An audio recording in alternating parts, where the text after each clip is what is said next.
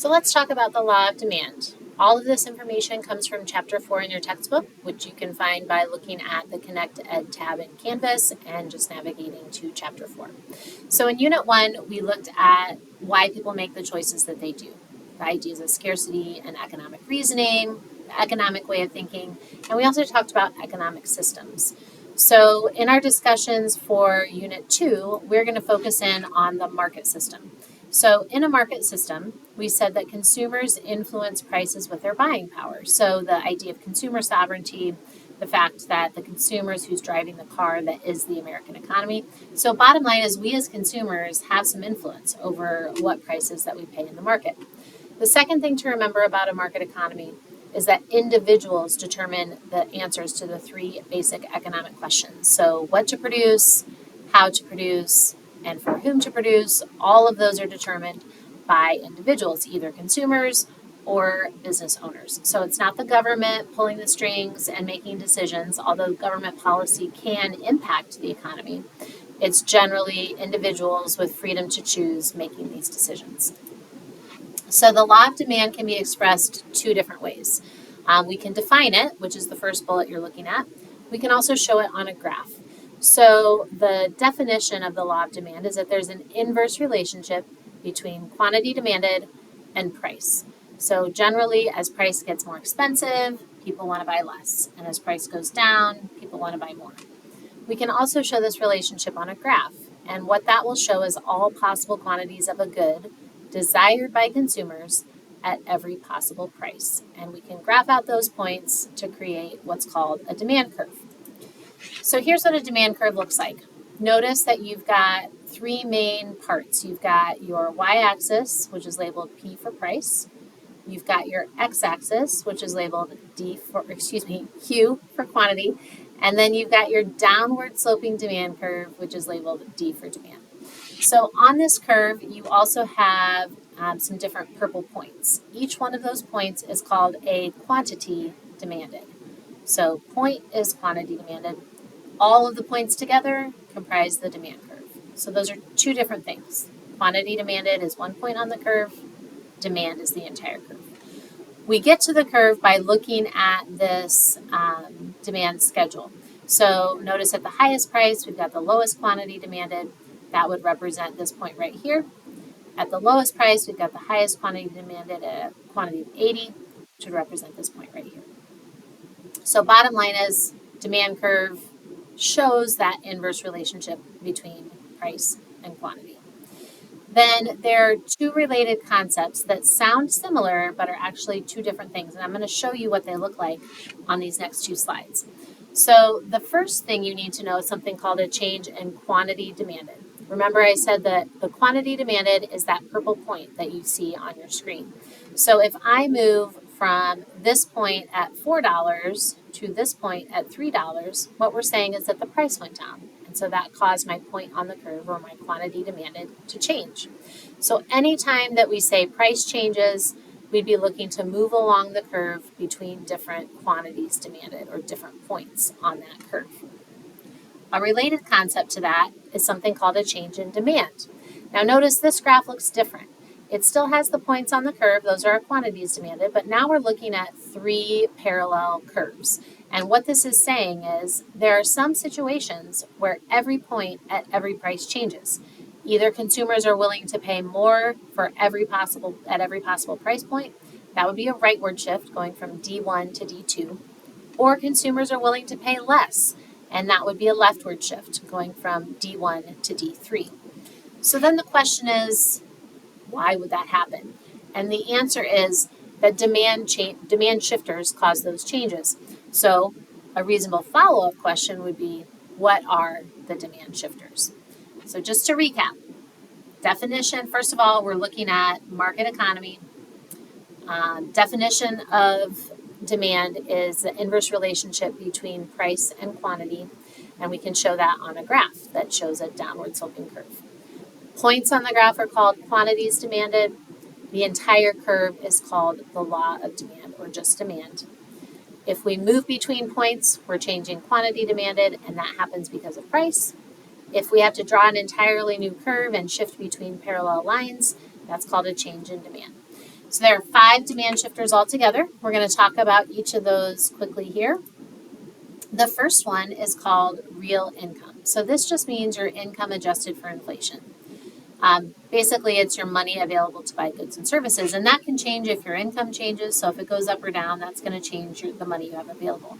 But it can also change if prices change. So generally, as prices rise, if your income stays the same, your real income is going to decrease. The opposite is also true. So we've seen this happen in the last 4 years. Prices have gone up by about 20% over the last 4 years, but average wages have not increased by 20%. So real incomes of households in America have actually decreased in the last 4 years, meaning that people can buy less. That inflation has actually stunted our economic growth because people can't afford to buy as many things. So real income is the first demand shifter. The second one is something called consumer expectations. This is the idea that your current demand today, is related to what you expect future price to be. So for example, let's say that you drove to school yesterday, and on the way to school, you heard a story on the radio. I mean, to be real, you were probably listening to Spotify, but just go with me on this.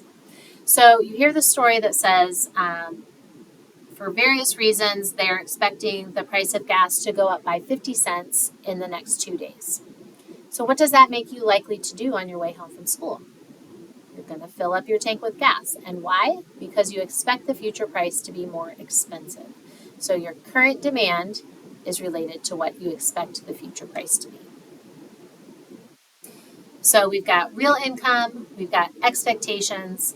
The third demand shifter, the third thing that will cause that parallel shift, is population. And population can change 2 different ways. It could be a literal population change, like the country has more or less people. And that can happen because of things like immigration or waves of people moving into a country. For some countries, that's emigration with an E. That's people moving out of the country in large numbers. Or if there's changes in the birth and death rates, that can impact how many or how quickly the economy is shrinking or growing. So that's one way. When you have more people, they buy more stuff. When you have less people, they buy less stuff. So demand would decrease. The other more subtle way population can change is something called demographic change. So this is if the traits that make you who you are expanded across the economy change in our demographic makeup. So that could be the age of the average person in the country. That could be the ethnic makeup, like Caucasian, African American, Latino, Asian. Like if those percentages change, that can impact people's buying habits. Your gender, our gender balance, like male versus female. Your religious affiliation. There's all kinds of things about you that impact how you, what buying choices that you make. So bottom line is if there's some demographic changes, that can also impact demand for certain products. The fourth one is a little more subtle. It's and kind of hard to pin down. It's called tastes and preferences, and it's related to this idea of the law of diminishing marginal utility. So bottom line is when you buy something, your decisions to buy are based on the additional satisfaction or the additional utility that you're going to receive. Whether you realize it or not, you're subconsciously weighing the costs and benefits of each purchase. And if that item does not reach that threshold of costs and benefits at least being equal, if not benefits exceeding costs, then you're not going to buy it. And your tastes and preferences are influenced by what's on trend, what's in style, what your personal likes and dislikes are. So when those things change, that can impact how much of something you're wanting to buy. For example, whether you choose to buy wide leg jeans or skinny jeans is going to be largely due to what's in style now and what your personal style is. The second thing to keep in mind is that generally as the price of an item decreases, people will buy more. So you can stand more shifts in price if the price is less than if the price is more. For example, you probably own more pairs of socks than you do cars for your personal use. That's because the additional utility of having extra socks outweighs the price of those extra socks because they're inexpensive. The additional satisfaction you get from different vehicles that you might drive is not outweighed by the additional cost of obtaining those vehicles. So most people only have one car available to them or they share a car with other people. So then all of this is related to the law of diminishing marginal utility. So diminishing means getting smaller, marginal is a change in, utility is satisfaction. This is also a scientific law. So just like with the law of gravity, if I throw something up in the air, I know it's going to come back to my hand every single time. The law of diminishing marginal utility also predictably reliably predicts what consumers will do in certain cases. So generally, as you purchase more goods, your additional satisfaction gets smaller with each purchase until you stop buying it altogether. If you take a look at the guy on the bottom of the screen, you'll notice on the left, he's barefoot and not very happy about it. But in the second image, he gets a pair of shoes and he seems pretty pleased with himself. His happiness maxes out somewhere in the middle where he's showing his teeth, he's got shoes on his feet, plus a few extra spares. Beyond that point, if he adds more shoes to his collection, what happens to his happiness? Based on the images, it looks like his happiness actually decreases. That's where we're talking about diminishing marginal utility. He would be best off to stop buying shoes where his smile is biggest, because any extra shoes that he's carrying around don't add to his satisfaction. That's what we mean by the law of diminishing marginal utility. All right, so far we've talked about real income, expectations, tastes and preferences, as well as population. The last demand shifter is something called the price of related goods.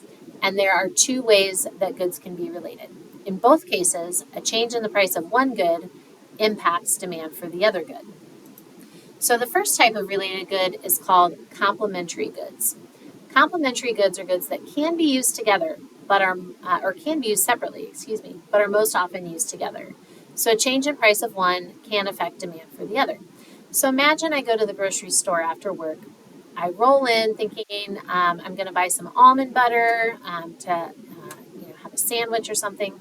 But then when I walk in, I see that there is a display of peanut butter, one jar for $1. That's a great price. So I'm like, forget the almond butter. I throw the peanut butter into my cart.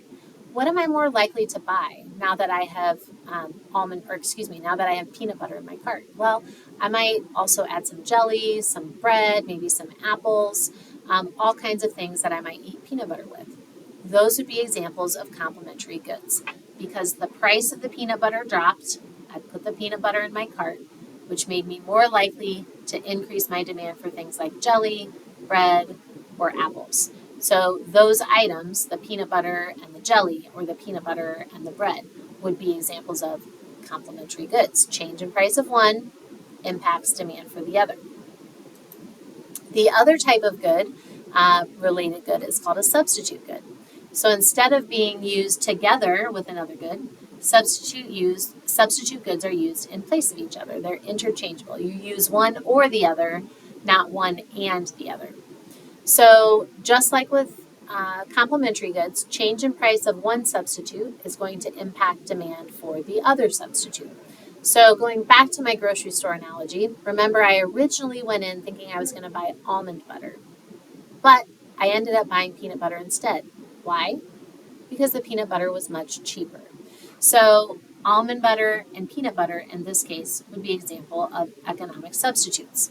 Keep in mind when we're talking about economic substitutes, we're talking about products that are made from different raw materials. So almond butter, obviously made from almonds, peanut butter made from peanuts. Two different raw materials, so a change in price of the peanut butter decreased my demand for almond butter.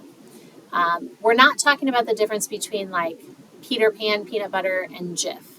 If I go to the store and the Peter Pan peanut butter is cheaper and I buy that, I didn't substitute goods. I just showed a brand preference. So when we say something's an economic substitute, it has to be made from different raw materials, as in the case of almond butter versus peanut butter. All right, so I'm going to give you this mnemonic device to help you remember the demand shifters, the things that actually shift the entire demand curve. They are, or we're going to use the acronym REPP, R-E-P-P-P, for the 5 shifters. So real income, expectations, population, tastes and preferences, and the price of related goods. We'll continue doing more practice with these concepts, but try to commit those that 5-letter acronym to memory.